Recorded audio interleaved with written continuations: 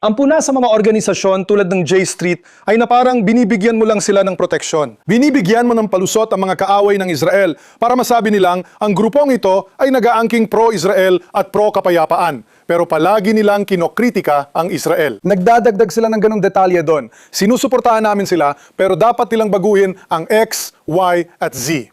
Kaya hindi kami anti-Israel o anti-Semitic dahil sumasang-ayon lang kami.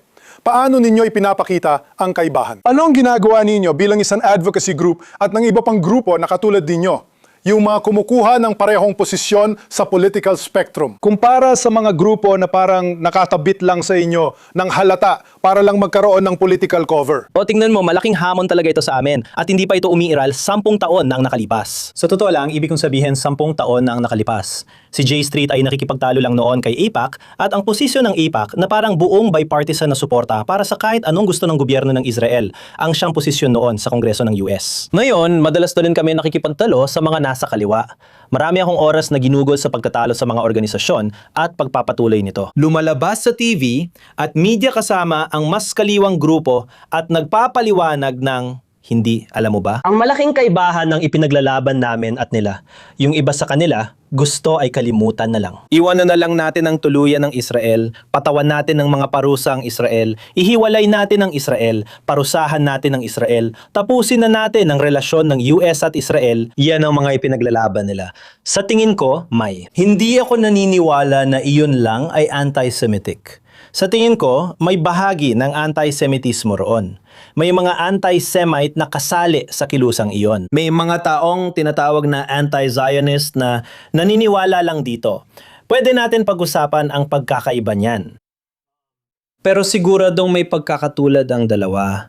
Hindi yon ang posisyon natin, sa halip, iginigiit natin na, alam mo, gusto natin ng ugnayong pangseguridad ng US at Israel. Patuloy tayong naglabi halimbawa para sa Iron Dome, para sa ballistic missile defense, para sa rocket defense. Alam mo, meron tayo niyan, matagal nang ipinaglaban ng J Street ang ugnayang pangseguridad. Pero nitong mga nakaraang taon lang kami nagsimulang maglahad ng kaso.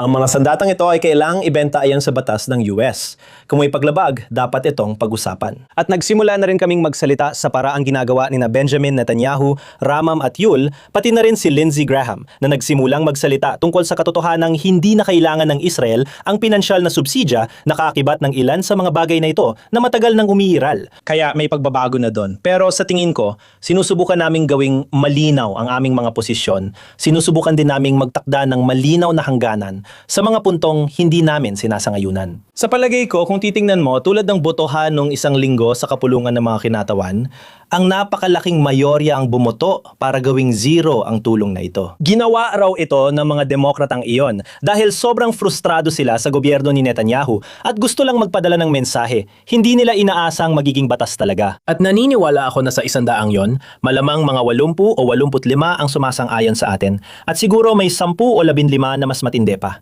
At gusto na lang talagang tuluyang putulin ito. Pero hindi talaga yon ang posisyon natin at hindi rin yon ang mga posisyon na kinukuha natin sa kapulungan ng mga kinatawan. Ang sinusubukan nating gawin ay bumuo ng malaking sentro sa Partido Demokratiko. Para sa akin, ito ay isang makabuluhang paraan na sa huli ay magtatapos sa Israeli-Palestinian na sigalot at magtitiyak na ligtas, panatag at malaya ang mga Israeli at Palestinian. Alam mo, kilalanin natin yon, hindi tulad ng simpleng sunugin na lang at talikuran ang relasyon. Hindi yon ang posisyon natin. Ang dami ninyong taon na ginugol sa pagsubok na hilahin ng partido papalapit sa inyo. At ngayon, ay parang kabaligtaran naman ang ginagawa ninyo at sinusubukan ninyong ibalik ang ilan dito. Sa tingin mo ba, medyo sumobra kayo sa ginawa ninyo? Mas mabilis bang nagbago ang partido kaysa sa kaya ng organisasyon ninyong makasabay? Sa totoo lang, pakiramdam ko pareho pa rin kami ng posisyon. May konting pagbabago lang. Mga 1 taon at kalahati pa lang ako sa J Street pero halos buong panahon, pareho pa rin talaga ang posisyon namin. Malaki talaga ang pagbabago sa politika ng Amerika. Sa palagay ko, hindi kami sumobra at karamihan sa Democratic Party ay kapareho namin ng posisyon. Ilan lang talaga ang malalakas ang boses na maaaring lumihis pa sa kaliwa namin.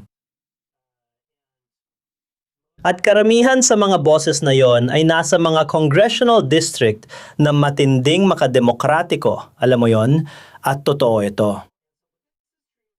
Tingnan mo, kaya ako nagtrabaho sa J Street pagkatapos ng kampanya. Sa kampanya, trabaho ko ang makipag-ugnayan sa mga botanteng Hudyo. Ako ang pambansang direktor para sa pakikipag-ugnayan sa mga botanteng Hudyo.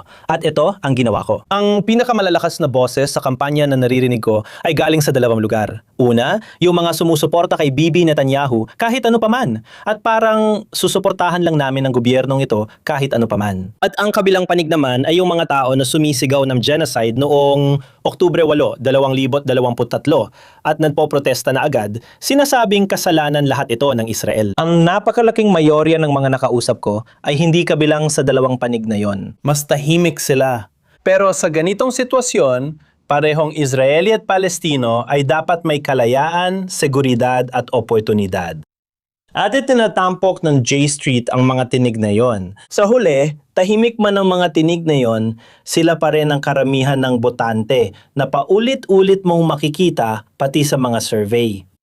Dapat nating abangan kung saan pupunta ito sa loob ng isang taon, lalo na habang papasok ang Democratic Party sa kanilang primary at diskusyon. Sa tingin ko, hindi hahantong ang partido sa alinman sa dalawang sugdulang ito. Sa tingin ko, hahantong sila sa isang gitnang posisyon na kaya pa ring yakapin ng Israel, ihiwalay ang sarili mula sa gobyerno ni Netanyahu at maging handang magsabi, gusto naming maging katuwang ang Israel pero hindi rin kami magbibigay ng blankong check sa Israel. Kapag hindi kami sang-ayon, hindi namin susuportahan yon.